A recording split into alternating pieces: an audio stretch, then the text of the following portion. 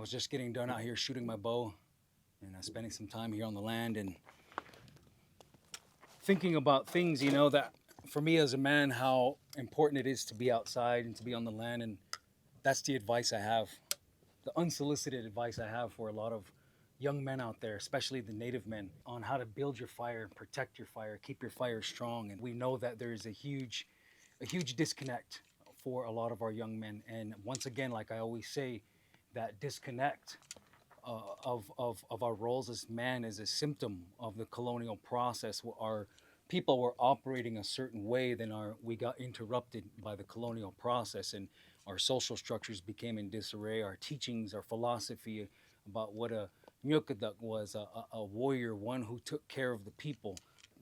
Being outside is part of your healing journey, getting out on the land, getting away from your electronic devices, getting away from the video games, doom scrolling, getting away from just watching other people's lives on social media. When you put that down and you tune out and you come out here, out to the land, wherever you're from the prairies, you're from the plains, I don't know, you're from the coast, the forest.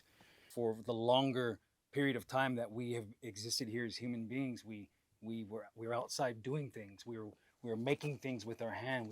We were navigating terrain. We were doing something having to do with food production, whether that was planting food, foraging, hunting, fishing, curing that food here, building things, and traveling from one place to another. And our people were moving, they were active, right? They just didn't sit around all day. Of course, they had the times of the day where they rested, especially when the sun was down. Everybody went inside. People were up right before the sun, and we operated during the hours. And those things are still needed in order for us to heal and thrive. Those things are still needed. So I share with that a lot of men is that if you didn't have a father growing up or anyone like that to show you these things, the first thing to do is to just get out there, drive out there, whatever, ride your bike, get out there, walk around on the land here. And as you're walking out here, you're going to notice that you're going to come across uneven terrains, and you're going to have to, your nervous system has to adjust, your eyesight has to adjust, and your body temperature and everything has to adjust because of the heat or the cold or whatever the weather is.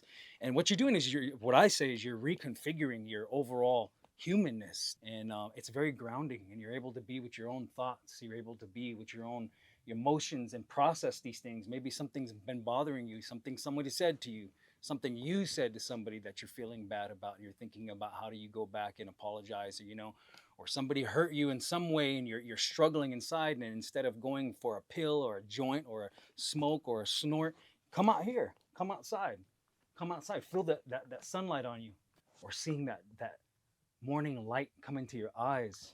That's what our people have always valued. That morning time is sacred for us. Coming out and acknowledging the wind, the air that you're breathing, acknowledging all these plants right here, the animal nations, acknowledging the water that you're drinking today, the food that you're eating today.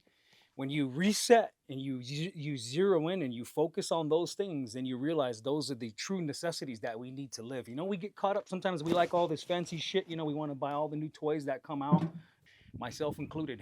And we need to recalibrate your values to be valuing things on the land, rebuilding your reverence, your spiritual reverence for these things that all contribute to life, contribute to this beautiful human interconnected web of life that we are a part of right here.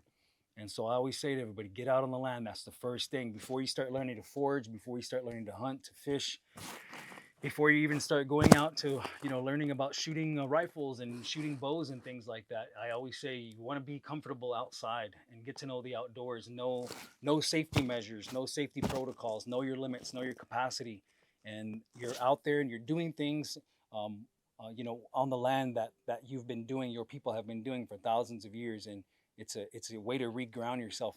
But one thing that's really important too for us men is that we have to do things that involve using our hands, building stuff, making things, fixing things. And what that does is you're having a pathway to emit and direct your energy that has to move and be productivity. And there's different types of productivity. There's a lot of times you have to sit down from the computer, you got to do spreadsheets, you got to create presentations, you got to do budget breakdowns. That's being productive as well too, a very new way of being productive. But one of the original foundational ways of productivity for us men is building things, using your hands, emitting your energy, learning to work with the different types of material.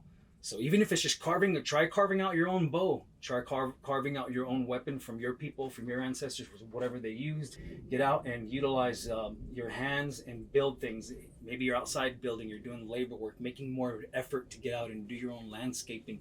You have to have something to emit that energy to fulfill the want and the innate need to be productive in an old school way. So I encourage you guys to learn about that. Get out there and find that and discover that for yourself.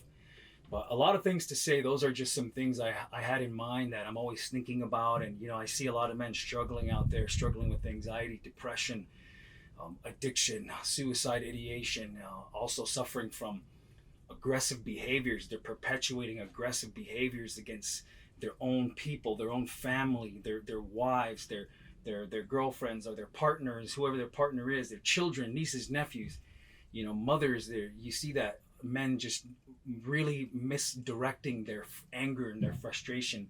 And historically, we were them. We were one who took care of other people, who took care of the family, the community, and that's been largely lost, as you know. And you see even glorification of these just horrible mindsets that men are perpetuating. You know, the alpha male thing that you see being going around the net, and they're missing very foundational aspects of our humanness.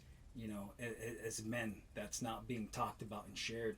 These are things that I talk about with the men in my circle, and I always find time to share these things here with the young men that I work with, that I encounter in the community, that come to our men's group, that I do out my wellness work around Native country. But there's a lot to be said. These are just some thoughts that I had in mind right here. So whatever you're doing out there, make sure you keep your fire strong.